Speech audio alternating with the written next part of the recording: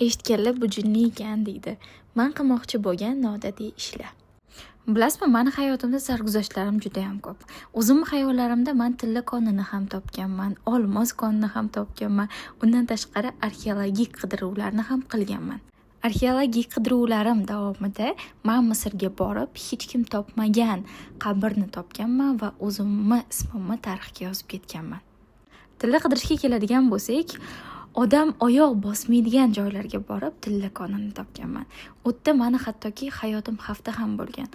Tilla nima bo'pti? Olmoslarga keladigan bo'lsak, olmoslarni bilsangiz yerdan qidirsa bo'ladi va undan tashqari suv ostidan qidirsa bo'ladi.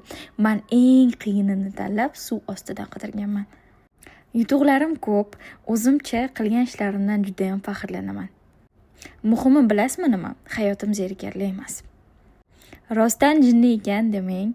Men uyda o'tiribman, otpuskda nima qilishni bilmasdan shunaqa videoga ideyalar qilib, har kuni joylab boraman. Challenge bugun 3-kuni. Agar qiziq bo'layotgan bo'lsa, obuna bo'lib qo'ying. Juda ham ko'p shunaqa videolar ko'rasiz hali.